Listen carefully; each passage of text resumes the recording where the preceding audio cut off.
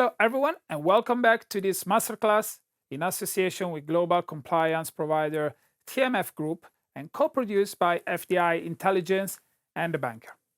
Once again, for the last time, I'm here in our studio in London with Mark Weil, the CEO of TMF Group. Welcome back, Mark. Thank you. This has been a fascinating journey. We have discussed ESG. We have discussed the way the world is coming out of the COVID-19 pandemic. Now, I want to touch upon your expectations for the future of the long-term trends in terms of business complexity and what this all means also for FDI.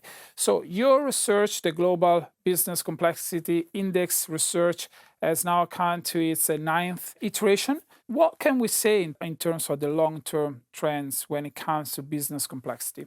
Well, there are two sort of conflicting forces at work, I think. So constructive competition between jurisdictions to attract foreign direct investment is helpful. We think it's a healthy thing.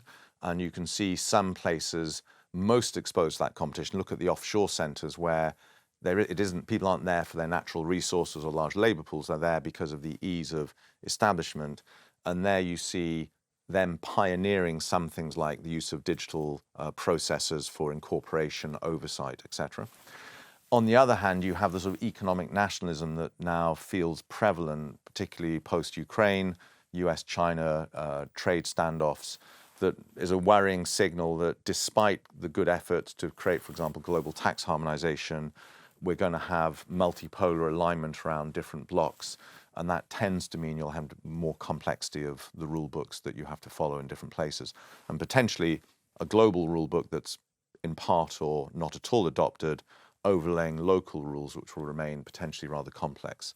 And unfortunately, we observe a correlation the wrong way round between places that are rather attractive to invest in and the complexity of doing business there, often because they're very large, multi-tiered jurisdictions in their own right, places like India, China, Brazil. The BRICS are big economies, but they're also therefore quite complex to navigate. So people want to invest there, but the rules are difficult. Mark, one of the latest developments when we look at international community is the proposal of a global minimum corporate tax of at least 15% that was agreed by G7 in October, and now is being discussed by hundreds of countries around the world, with the OECD trying to orchestrate this effort. Two questions here, really. Do you believe that we will ever get to see such a global minimum corporate tax? And secondly, is this really going to make it easier for companies to comply for fiscal compliance for companies, or governments will just try to shift or look for new sources of revenues elsewhere? Very hard to predict whether it's going to happen. A year ago, we'd have thought certainly, and the OECD actually joined one of our management meetings to present on the detailed plan 3 years ago. With what's happening in the world now, maybe there's a little less cohesion and momentum to implement, but we'll see. In terms of the consequence, though, that's again, for my mind, less easy to predict how effective it will be. I mean, the key question on our mind will be, where does it direct flows for economies that were relying on tax competition to attract foreign direct investment? It will reduce that ability, at least for corporates.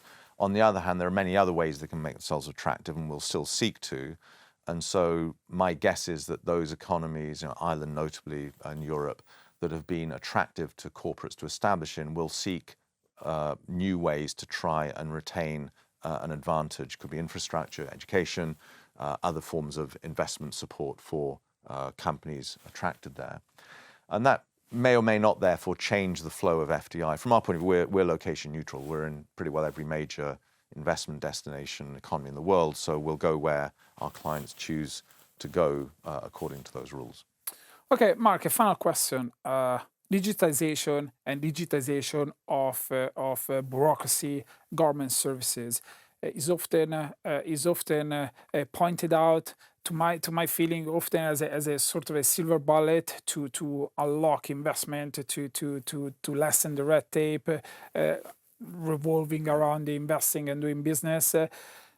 What's your take on that? Do you believe that digitization is a major element to decrease the complexity of doing business in different jurisdictions? Well, I think like in every other process businesses operate, it can be helpful, but it's not a cure in its own right. You look at the least complex, the easiest place to do business, number of offshore locations make it high on our list, but so does Denmark, UK, US.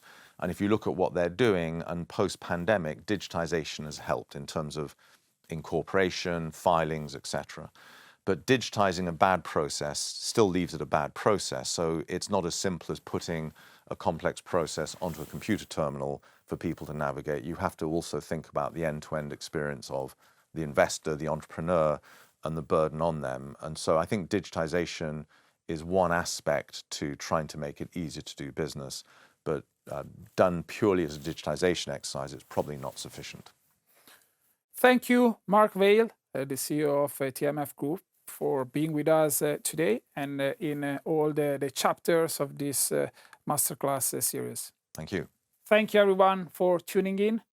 You can find and watch all the chapters of this masterclass series on our websites, fdiintelligence.com and thebunker.com. Until the next time.